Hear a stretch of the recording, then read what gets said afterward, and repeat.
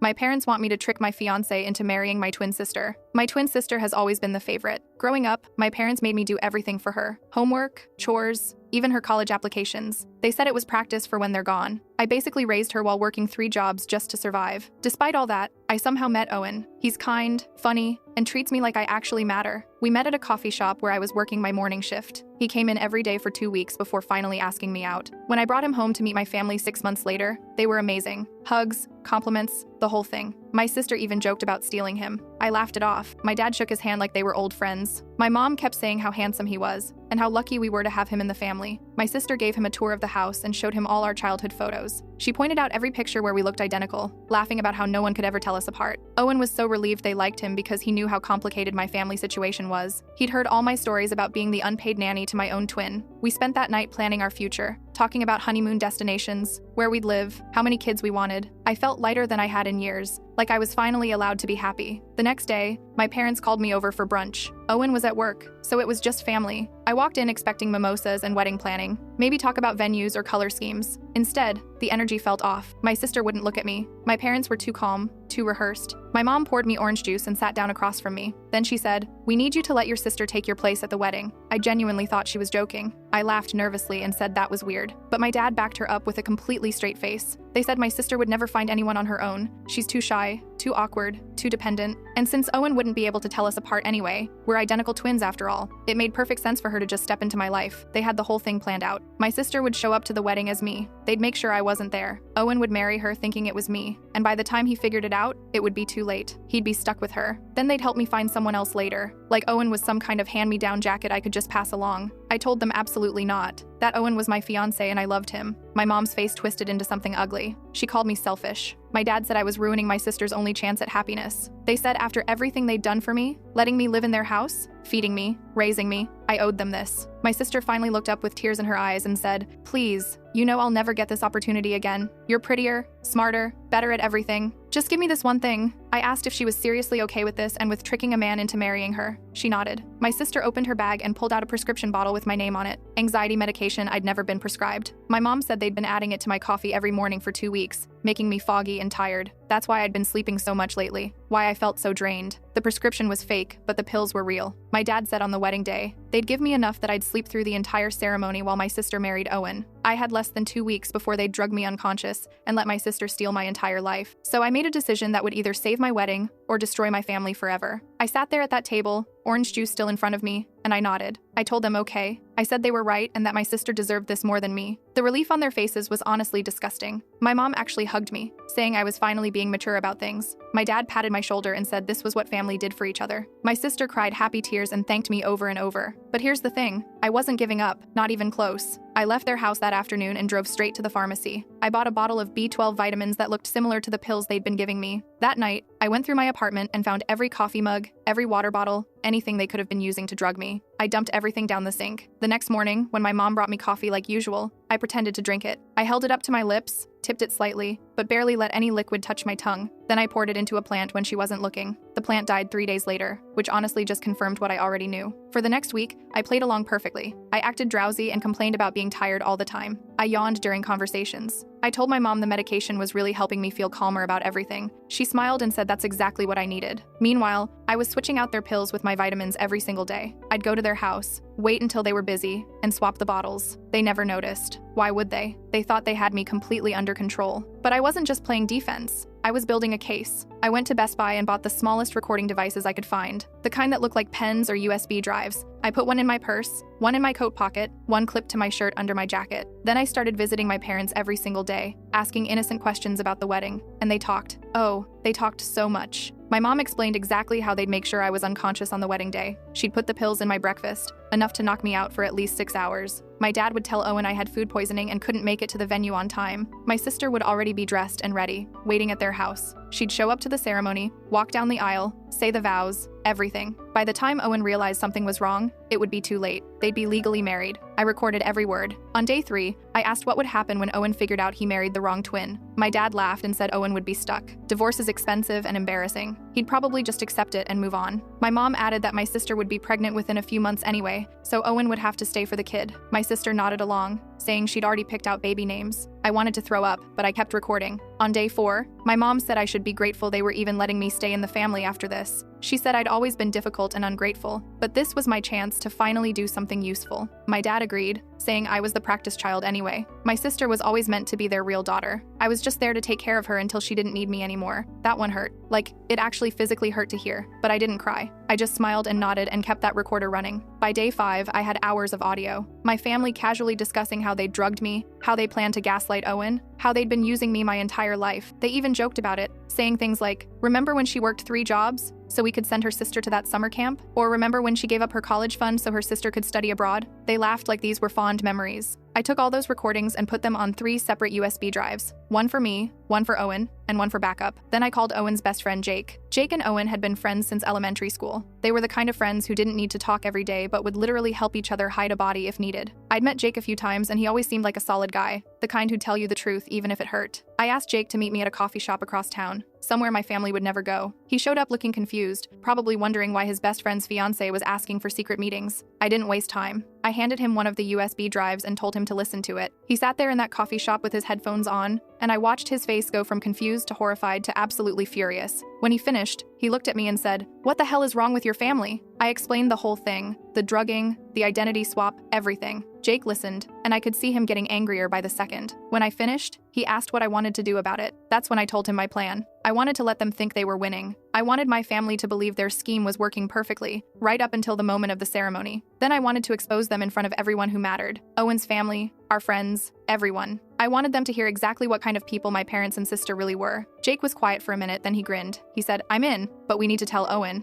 I shook my head. I told Jake that Owen would confront my family immediately, and they'd just deny everything or come up with a new plan. I needed them to think they were in control. Jake didn't like it, but he understood. He agreed to help me set everything up without telling Owen yet. Over the next few days, I continued playing my role. I went to my parents' house every morning and pretended to drink the coffee they gave me. I acted more and more tired and compliant. I even told them I'd been having second thoughts about Owen anyway, that maybe my sister was better suited for him. My mom practically glowed with pride. My sister hugged me and said I was finally being a good sister. Meanwhile, I was digging deeper into what they'd been planning. I started noticing things I'd missed before. My sister had been watching me more closely than I realized. One day I came home and found my journal had been moved. It was subtle, just a few inches to the left of where I always kept it, but I noticed. I flipped through it and realized she'd been reading it. All my private thoughts about Owen, our relationship, our plans, everything. I decided to test something. I wrote a fake entry about how Owen loves when I wear my hair in a specific braid and how he always orders his coffee with exactly 2 sugars and a splash of cream. Completely made up. Owen actually hates braids and drinks his coffee black. 3 days later, I went to my parents' house and saw my sister practicing that exact braid in the bathroom mirror. I asked her what she was doing and she said she was just trying out a new hairstyle. I smiled and said it looked great on her. Then I started looking around their house more carefully. In my sister's room, I found a wedding dress hanging in her closet. It was identical to mine. Same designer, same style, same everything. She'd even gotten it altered to fit her exactly like mine fit me. I took pictures of everything. I also found a notebook where she'd been practicing my signature. Pages and pages of my name written over and over, trying to get it perfect. She had notes about my mannerisms too. How I tuck my hair behind my left ear when I'm nervous. How I bite my bottom lip when I'm thinking. How I always tap my fingers twice on any surface before I sit down. She'd been studying me like I was a part she needed to play. The creepiest part was a folder she kept with printed screenshots of my text conversations with Owen. My mom must have been going through my phone when I visited and sending the screenshots to my sister. She'd highlighted certain phrases, things Owen and I said to each other, inside jokes, pet names. She was learning how to be me. I took pictures of everything and added them to my evidence folder. Then I found out about the rehearsal dinner situation. I overheard my dad on the phone with someone, talking about a family emergency that would require Owen's parents to leave town the day before the wedding. He was literally fabricating an emergency to keep Owen's family away from the rehearsal so they wouldn't notice anything weird. That's when I realized this wasn't just some impulsive plan. They'd been preparing this for months, maybe since the day I brought Owen home. Every time my sister joked about stealing him, she wasn't joking. Every time my parents said how perfect he was for our family, they meant for her, not me. I was done playing nice. I called Jake and told him everything I'd found. He said we needed to tell Owen immediately, that this had gone too far. I agreed. Owen deserved to know what my family was planning, and he deserved to be part of stopping them. That night, I asked Owen to come over. I told him I needed to talk to him about something important involving the wedding. He showed up with flowers and Chinese takeout,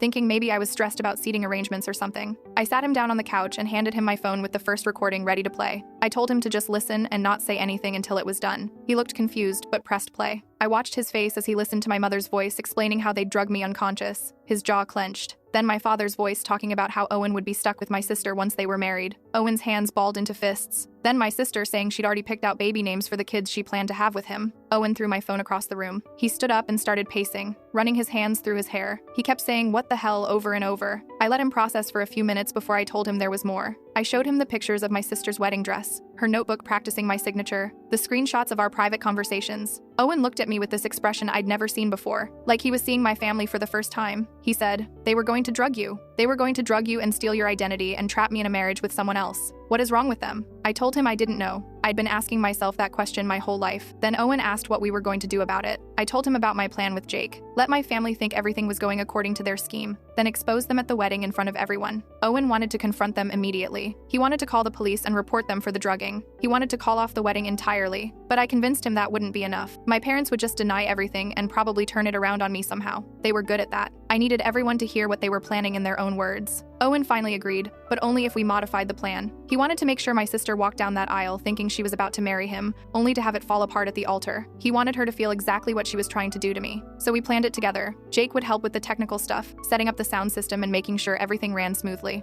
Owen would play along until the ceremony, and I would stay hidden until the perfect moment. 2 days before the wedding, my family made their final move. My mom called me over for breakfast. She'd made all my favorite foods, which should have been my first warning sign. My mom never cooked my favorite anything. She sat me down and placed a plate in front of me with pancakes, eggs, bacon, the works. Then she poured me a glass of orange juice and a cup of coffee. I knew exactly what was in them. I picked up my fork and pretended to eat. I pushed the food around my plate, took tiny bites that I held in my cheek and spit into a napkin when no one was looking. Same with the drinks. I pretended to sip while barely letting any liquid into my mouth. My mom watched me like a hawk. She kept encouraging me to eat more, drink more. "Finish your coffee, sweetie. You barely touched it." My dad sat across from me reading the newspaper, but I could tell he was listening. I yawned. I told them I was so tired lately. I didn't know why. My mom smiled and said it was probably just wedding stress. She offered to let me take a nap in my old room. I said that sounded nice. I went upstairs to my childhood bedroom and lay down on the bed. I set an alarm on my phone for an hour later but kept it on silent. I needed them to think I was passed out. After about 20 minutes, I heard footsteps outside my door. My mom peeked in, saw me lying there with my eyes closed, and whispered to someone in the hallway. I heard my sister's voice say, "Is she out?" My mom said yes, and I listened as they came into my room. I kept my breathing steady, deep and slow like I was really asleep. I felt someone lift my arm and let it drop, testing if I was really unconscious. Then I heard my sister's voice right next to my ear. She said, "Thank you for this. I know you didn't want to give him up, but this is better for everyone. Owen deserves someone who can actually make him happy." I wanted to open my eyes and scream at her, but I stayed still. I had to let this play out. My mom and sister left the room, and I heard them talking in the hallway. My sister said she needed to go practice her vows one more time. My mom told her she'd call Owen in a few hours and tell him I was sick, that I might not make it to the rehearsal dinner. The rehearsal dinner, I'd almost forgotten. That was tonight, and my family was already setting the stage for my absence. I waited until I heard them go downstairs before I carefully got up and looked around my room. They'd gone through my things while I was pretending to sleep. My jewelry box was open, and I noticed my grandmother's necklace was missing. The necklace Owen had proposed with, asking me to add it to the family heirloom when we got married. My sister had taken it. I took pictures of the empty jewelry box and sent them to Jake with a text that just said, "They're escalating." On the day of the wedding, I woke up early in the apartment Owen and I shared. He'd spent the night at Jake's place, following tradition about the groom not seeing the bride before the ceremony. But we'd texted all night, going over the plan one more time. My phone rang at 8 in the morning. It was my mom. "Good morning, sweetie," she said in that fake cheerful voice. "I'm bringing over some breakfast. You need to eat before the big day." I told her that sounded great, and she showed up 30 minutes later with bags of food from my favorite breakfast place. Except I knew this food wasn't from any restaurant. She'd made it herself and loaded it with enough sedatives to knock out a horse. I let her in and watched as she set everything up on my kitchen counter. Pancakes, eggs, fresh fruit, orange juice, coffee, the works. She'd really gone all out for my last meal of freedom.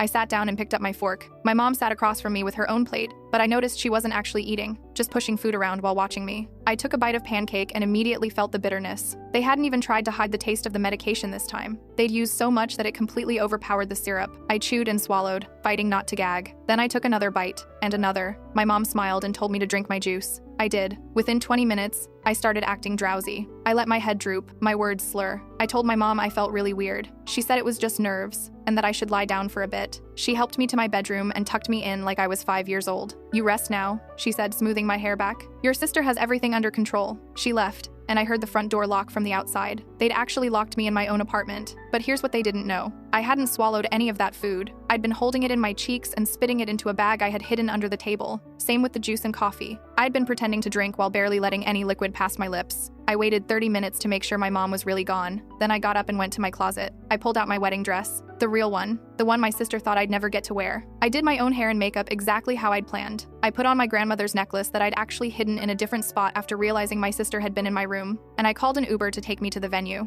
On the drive there, Jake texted me updates. Owen's family had shown up despite my father's fake emergency. Owen had called them personally and told them there was no emergency, that they needed to be there. My sister had arrived at the venue already dressed in her identical wedding dress. My parents were there too, playing the part of the proud parents of the bride. Jake had set up a discreet camera in the back of the venue, pointed at the dressing room area. He sent me a live feed link. I watched as my sister stood in front of the mirror, practicing my smile, my mannerisms, the way I tilt my head when I'm listening to someone talk. It was horrifying and fascinating at the same time. The guests were arriving. I recognized Owen's coworkers, my friends from college, distant relatives I hadn't seen in years. Everyone was there to watch me marry the man I loved, except they were about to watch my sister try to marry him instead. Jake texted me that it was time. I got out of the Uber 2 blocks away from the venue and walked the rest of the way, staying out of sight. Jake had left a side entrance unlocked for me. I slipped inside and made my way to the room he'd prepared. From my hiding spot, I could hear the music starting. I peeked through a crack in the door and saw my sister at the back of the aisle, my father's arm linked through hers. She looked nervous but excited. My mother sat in the front row, dabbing at her eyes with a tissue.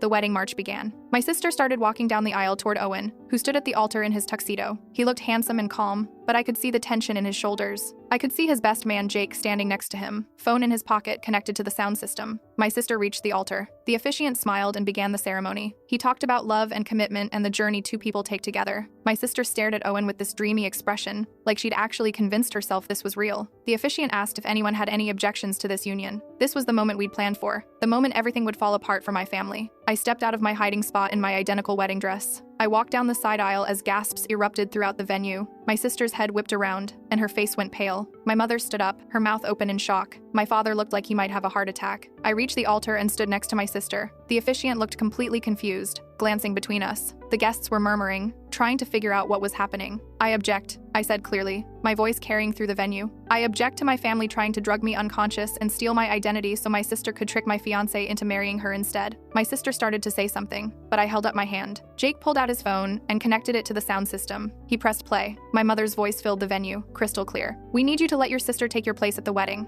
My father's voice followed. By the time he figures it out, it would be too late. He'd be stuck with her. My sister's voice came next. "I'll be pregnant within a few months anyway, so Owen would have to stay for the kid." The recording continued, playing all the worst parts. My family planning how they'd drug me, how they'd gaslight Owen, how they'd been using me my entire life, how I was just the practice child and my sister was always meant to be their real daughter. I watched as the color drained from my mother's face. My father tried to stand up, tried to rush toward the front of the venue, but Owen's father blocked his way. My sister just stood there frozen, tears running down her face, completely exposed. The guests were in shock. Some people looked horrified, others looked angry. Owen's mother had her hand over her mouth, staring at my parents like they were monsters. When the recording finished, the venue was completely silent. Then Owen spoke. He turned to face the guests and said, "What you just heard is real. This family," he pointed at my parents and sister, "planned to drug my fiancé unconscious on our wedding day. They were going to let her twin sister marry me instead, thinking I wouldn't be able to tell the difference. They were going to trap me in a marriage built on lies and stolen identity." His voice was steady but furious. He looked at my sister and said, "You studied her mannerisms. You practiced her signature. You read her private journal and our private conversations. You planned to steal her entire life and you thought that was love." My sister tried to speak, her voice shaking. "I just wanted to be loved. I just wanted someone to choose me for once instead of her. She's always been better at everything. Prettier, smarter. Everyone loves her. I just wanted one thing that was hers." Owen looked at her with disgust. "So you decided to drug her and steal her identity? That's not love. That's obsession. That's sick." My mother finally found her voice. She stood up and tried to spin the whole thing. "This is all a misunderstanding. We were just trying to help both our daughters find happiness. Yes, maybe we went about it the wrong way, but our intentions were good." I laughed. Actually laughed. "Your intentions? You've been drugging me for weeks. You locked me in my own apartment this morning. You've been using me as free labor my entire life while telling me I was just practice for my sister. Those were your good intentions?"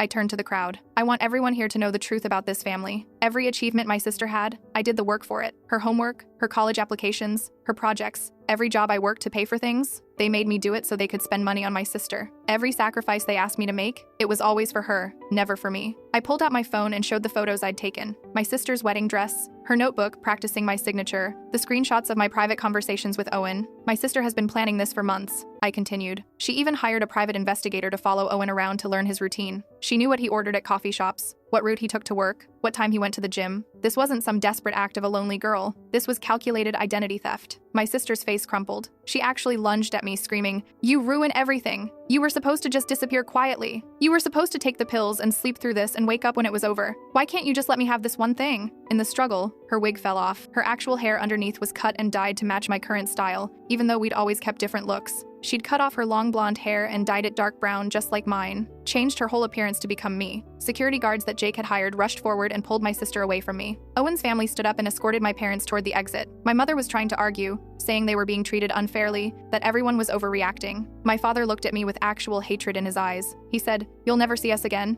You'll regret this for the rest of your life. We're your family and you just humiliated us in front of everyone." I looked him straight in the eye and said, "Good. I hope I never see any of you again. You're not my family. You're the people who used me and abused me and tried to steal my future. You're strangers to me now." Owen's mother stepped forward, elegant even in crisis. She turned to the guests who had stayed and said, "We're still having this wedding today, with the right bride this time. Everyone who wants to stay and celebrate with us is welcome. Everyone else can leave." About half the guests left, mostly distant relatives who were uncomfortable with the drama, but our real friends stayed. Owen's family stayed. Even some of my extended family members who'd had no idea what my parents and sister had been doing stayed and apologized to me for not seeing it sooner. The officiant cleared his throat and asked if we were ready to try this again. Owen looked at me, really looked at me, and took my hands. "I'm so sorry," he said. "I'm sorry your family did this to you. I'm sorry you had to deal with this alone for so long. But I'm here now, and I'm not going anywhere. I love you, the real you, and I want to marry you right now if you're still willing to have me." I kissed him and said yes. We got married right there, in front of everyone who stayed. My sister and parents were banned from the property, security making sure they couldn't come back in. Owen's mother walked me down the aisle. His father stood as my family since mine had abandoned me.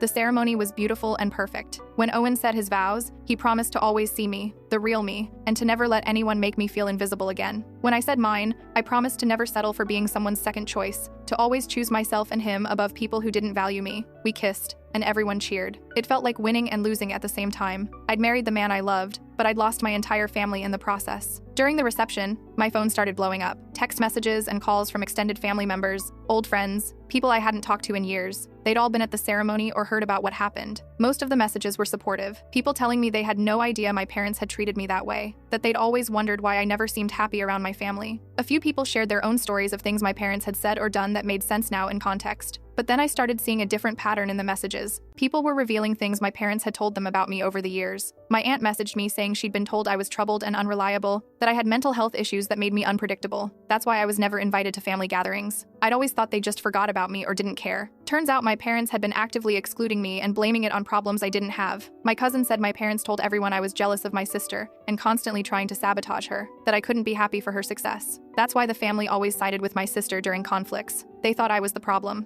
An old family friend sent me screenshots of Facebook posts my mother had made years ago, talking about how difficult I was as a child, how I required special attention and therapy, how worried she was about my future. All lies. I'd never been in therapy. I'd never been difficult. I'd been the one taking care of everyone else. My parents had spent years building a narrative that I was the problem child so no one would question why they treated me differently. They'd isolated me from my own extended family by making me seem unstable and jealous. I showed Owen the messages during the reception. He held my hand and said, "They tried to erase you, but you're here. You won. You married me, not your sister. You exposed them. You took back your life." He was right, but it still hurt. The DJ announced our first dance as husband and wife. Owen led me to the dance floor and we swayed to the music, surrounded by people who actually cared about us. Owen whispered in my ear that this was just the beginning, that we'd build our own family, one based on truth and respect and actually loving each other. I believed him. Halfway through the reception, security came and told us there was a situation in the parking lot. My sister was there, trying to get back in. She was crying and begging, saying she needed to apologize, that she needed to talk to me. Owen wanted to have her removed. Jake wanted to call the police, but something made me walk out to the parking lot to see her for myself. She was sitting on the curb, mascara running down her face, still wearing that wedding dress that looked exactly like mine. When she saw me, she stood up and started walking toward me. "I'm sorry," she said, her voice breaking. "I'm so sorry. I know what I did was wrong. I know I hurt you. But please, you have to understand. I was desperate. Mom and Dad always loved you more, always expected me to be like you,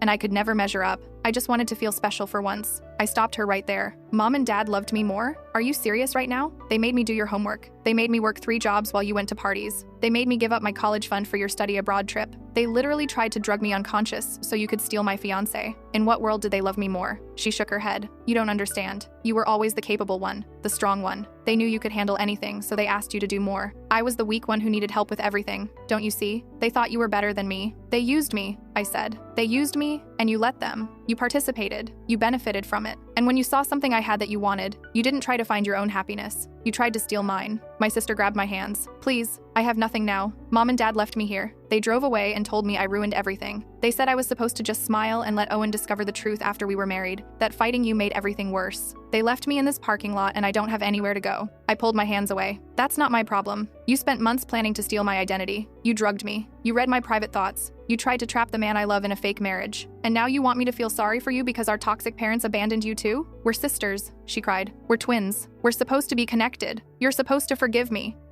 I looked at her, really looked at her. In that moment, I didn't see my twin or my sister. I saw a stranger who looked like me but had none of the things that actually mattered. No empathy, no boundaries, no sense of right and wrong. Stealing someone's identity isn't love, I told her. It's obsession. And I don't forgive you. I don't think I ever will. What you did wasn't a mistake or a moment of weakness. It was calculated and cruel, and you only regret it now because you got caught. I turned to walk back to my reception, back to my husband and my real friends and the life I'd fought to keep. My sister called after me. You'll regret this. You'll regret not helping me. I'm your sister. I didn't turn around. I kept walking. Owen met me at the entrance to the venue. He asked if I was okay. I nodded and said I was. Because I was. For the first time in my life, I'd chosen myself over my family's dysfunction. I'd protected my own happiness instead of sacrificing it for people who didn't value me. We went back inside to our reception. We cut the cake, threw the bouquet, danced with our friends. We celebrated our marriage and our future and left all the toxic family drama in that parking lot where it belonged. Later that night, as we drove away to our honeymoon, I saw my sister in the rearview mirror, still standing in that parking lot in that wedding dress, crying alone. Our parents had already abandoned her after their plan failed. She had nothing and no one. Make sure to click on the screen to watch another story.